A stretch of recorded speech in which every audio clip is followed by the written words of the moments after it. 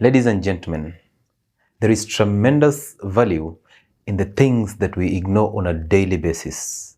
Things like sleeping on the floor, things like walking barefoot and connecting with just nature in a way that allows you to have this exchange with nature. In this video, we are going to address and also talk about the phenomenon of earthing, which we also call grounding.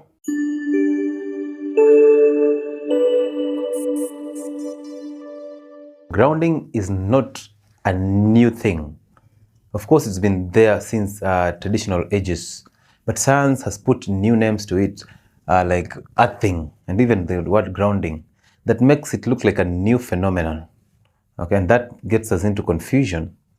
And we all remember when we were growing up, those who grew up in the early 90s and the early 80s, they know that going to school with shoes was quite a strange thing to do.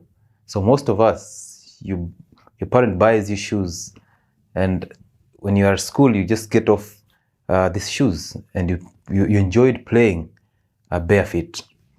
Now, this was so relieving, and it's the same thing that happens when you come out of your work and you come into the house and just remove those shoes and socks and you start walking on bare concrete. You feel so rejuvenated and it's so refreshing. The same thing happens when people go to the coast to just unwind. And then they walk on sand and in water.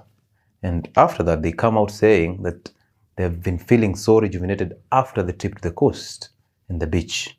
So grounding is something that has been there all through. It's not like it's a new thing just because it has new names. No, it's been there all along.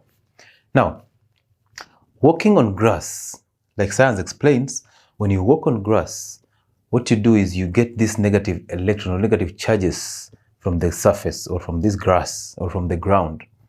Then these negative electrons, remember, if your body is highly positively charged, then you're getting into a danger of toxicity and even electrolyte imbalance. So the ground offers you an alternative for negative electrons. And once you get these negative electrons in your body, then they start helping you in different things. They help you in balancing your organ function. They help you in the brain development. They help you in nervous development and growth. Helps you in mood stabilization, and also helps you to fight stress. So all these things are basically the importance of just walking bare feet on grass, on concrete, and also on the ground. However, I want you to know and I want you to remember that your feet support all your body weight. So they are small, but they support an entire system. And if you're overweight or you're obese, you can still imagine how much pressure you're exerting on these feet. So there are several bones, muscles, and thousands and millions of nerve endings in your legs. And these are part of the nervous system. Okay?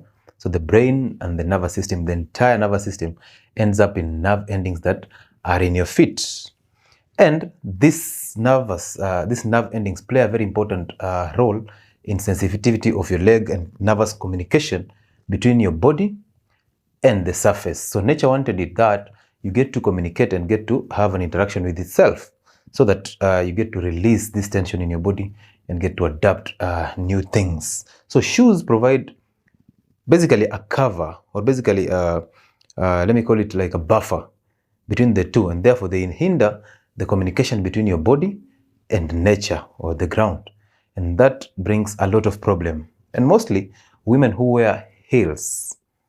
Okay, so women wear heels because they are classy and they're expensive and they give you that state of art so you feel confident and tall. However, every woman knows they cannot put on these heels for long, and that's why they carry along. But those flat-soled shoes are the ones that they carry in their handbags just to ease that tension when it gets worse. And remember, the legs has a lot of muscles, a lot of bones, a lot of joints, and all these are connected from the joint, from all the feet, all the way to the hip. So if you have a problem with the legs, then you'll have to experience all these pains from your joints, from your hip, and all the way to the back. And that's the reason why most women who wear heels get these problems with back pains, knee pains, and even the migraines. However, it is hard for you to accept it because, again, if they're expensive, they have to be worn and people have to see this. But the health benefit that comes with, the health issues that come with wearing heels is a little tremendous, and we need to look into it. So grounding is very important in the health of a human being. Okay, so some of the benefits of just grounding are basically improved communication. And I want you to know that when you wear shoes, as men, when you wear shoes, most of you wear shoes that really press your toes together. But toes were designed to spread so that they aid you in balance, they aid you in all this function, but in nervous transmission. But when you press them and they start coming together, then you start having problems, because now you've altered communication, you've altered blood flow towards the toes, you've also altered the balance of the body in general. So toe spreading is one of the importance of just getting off those shoes and those socks and starting to ground, because once you walk on the surface on grass, you start spreading your feet, and therefore improves blood flow and nervous transmission, and therefore communication goes up as our number 2. Number 3, those joint pain and back pain starts to disappear because you've released that tension. You also release those harmful electrolytes, electrons, in the ground, and therefore you've adapted homeostasis through the negative charge that you've received from Earth.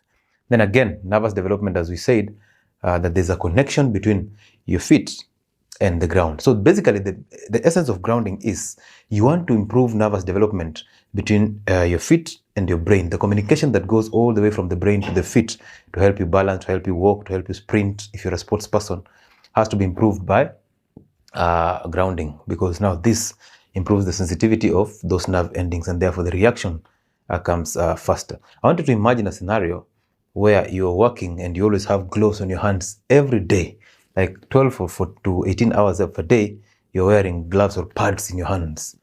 Then you're working with these pads every other time. At some point, your hands will become insensitive. So you might even touch a hot surface and you don't react faster. So they become numb and insensitive because the nerve communication of the endings in your hands start to die, and they partially develop. And that's what we're trying to avoid. So shoes and socks get you to this impartial or partial development of the nervous system in your legs. And once you do that, then it becomes a hard thing to communicate and to walk. And these joint pains will come as a result of that. So therefore, this has to be practiced like once a week. Maybe on a Sunday, you walk barefoot, you hug trees, because there are so many things that you can do to ground. You can walk barefoot, you can lie on the ground, you can walk and hug trees, you can just connect with nature, walk in a stream.